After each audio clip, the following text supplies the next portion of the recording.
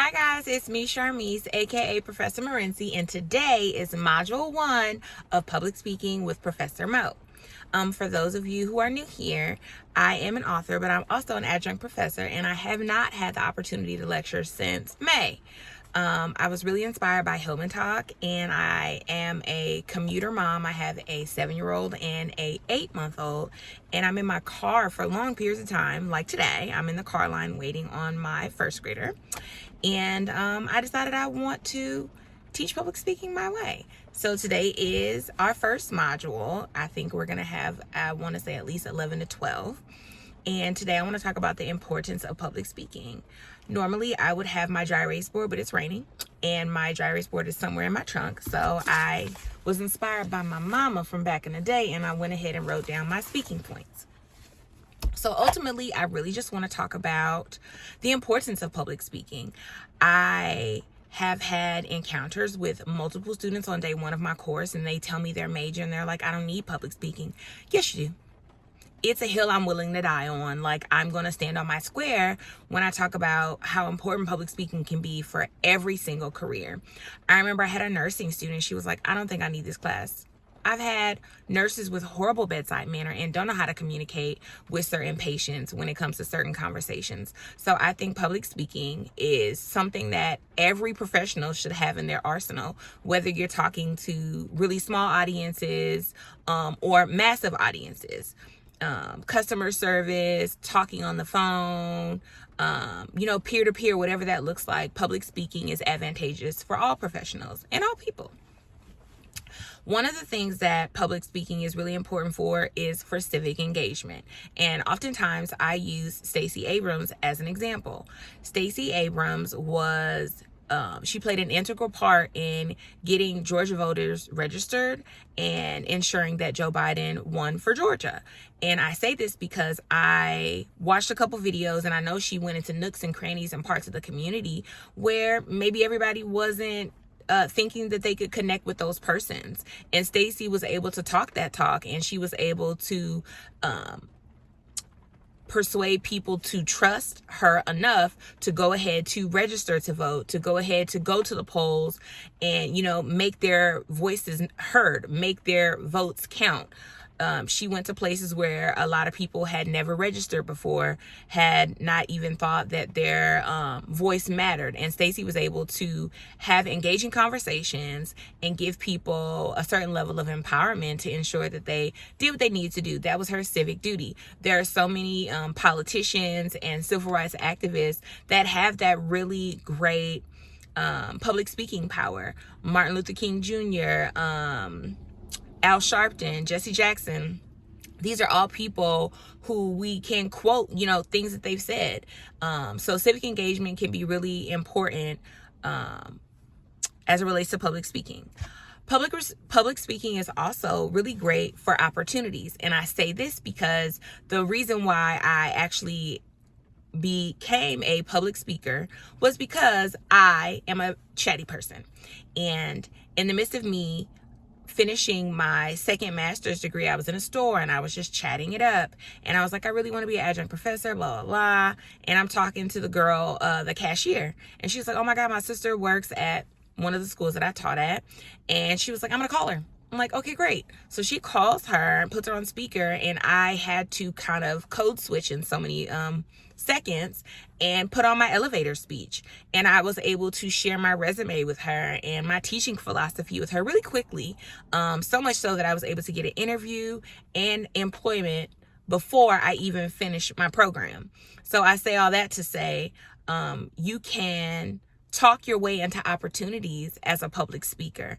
There are a lot of people who are apprehensive about, initiating a conversation, or when you go to job fairs or things of that nature. It's really important to be able to talk your way into certain opportunities or talk your way to a seat at the table, whatever that looks like for you. But don't miss an opportunity because you don't have the gift of gab. I think it's really important when it comes to public speaking. Everybody's public speaking style is different. So if you're basing everything on wanting to speak like one of your favorite speakers or someone that you look up to, dial it down a bit. You have to figure out what your public speaking style is and make it fit for you. For me, I would definitely say I feel like I'm kind of animated. I have a little bit of vocal variety. I got dry humor. I got a lot of things going on here, but I've learned that that's who I am, and people resonate with that because I'm authentic to who that is. I'm authentic to myself, and people lean into that because what you see is what you get. So you can talk your way into opportunities. You can talk your way to a seat at the table by fine-tuning whatever your public speaking style is and just living in that. Public speaking requires a conversational tone. I think it's really important to be professional, but you also want to have a conversational tone. You want the people in the room to understand the language that you are using. You want to have certain levels of engagement, maybe ask some rhetorical questions or ask things that are engaging with the audience. But you want to have somewhat of a conversational tone. Even if the people don't speak to you out and outright, you want it to be somewhat of an internal dialogue for the people that you are speaking to. That being said, public speaking, the difference between a conversation with your peers and public speaking on any platform is a formal tone. You want to have, formal language. Using formal language is super important. Yes, you should be authentic to who you are, but you should use formal language. I'll give you an example. One thing I'm working on with my 7-year-old is not saying finna. He's like, I'm finna this, I'm finna that. Say I'm going to. Say I'm about to. So if you are public speaking, you can be sitting in a classroom full of people. The moment you get up to give your speech, you turn off that informal language and you put in that formal language. You use the proper American language, American English. You use the proper colloquialisms.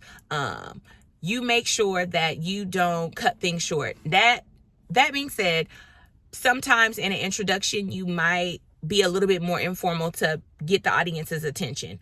But for the duration of your speech, for the overwhelming majority of your speech, you do want to have that formal language. Make sure that you know how to properly pronounce the information that you're providing. Make sure you know how to pronounce the names that you are stating. Make sure that you use the words that you would use if you were talking to an educated person, a teacher, your pastor. You don't want to talk like you're talking to your peers. Granted, you may be in a room full of peers, but if you want people to take you seriously, if you want to appear as the expert on whatever topic you're talking about, you want to use that formal language.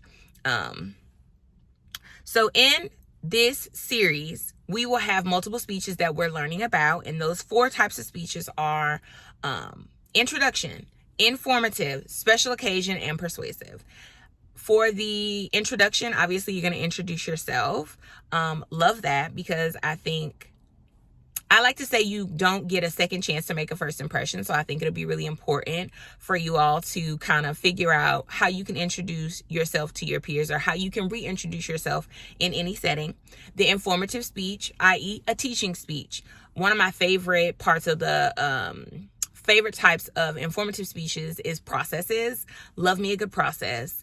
Love learning things chronologically, step by step. I've had some great informative speeches. I had cookies, brownies. I've had a process of applying eyelashes, process of doing acrylic nails, process of selling shoes on eBay. I've had some really great informative speeches, so I really look forward to teaching and learning about that. We also have our special occasion speeches. Generally, you will do one of 4. You would do a commemorative speech, accepting an award, giving an award, or I done lost it. I've drawn a blank. We will revisit it. Or and the last speech is the persuasive speech. I love the persuasive speech because in our day-to-day, we are persuading people. In order to get what you want, you have to have certain conversations. You have to say certain things. Whether it's you want everybody in the car to all say that they want Chick-fil-A, or you want a snack, you want money, you want to go somewhere, you want to plan a vacation, getting everybody to buy into whatever you want to do, whatever you're discussing. that takes a certain level of persuasion. So that's one of my favorite things that I've talked about. I think that's about it. I'm really excited to continue on in this space and in this series. And I'm really excited for people to figure out what their public speaking style is. Going back to what I said about civic engagement and opportunities, I think the most daunting thing when it comes to public speaking is what your style could be. I've met some students who are on the more reserved side, and they've had a lot of challenges because they don't know where it fits in. One of my students, she is such a quiet young lady, but in all of her speeches, she told jokes. And I thought it was so funny because she wrote them out and they were scripted and they were timed well, but you would never know that that's how she wanted her public speaking style to be. I've had students who are like awkward and like really quirky, and you have to learn how to make that work for you. I've had students who don't enjoy eye contact. I've had students that are extremely soft-spoken. There are things that you can do to maximize your voice. There are things that you can do to ensure that you get everybody in the room's attention.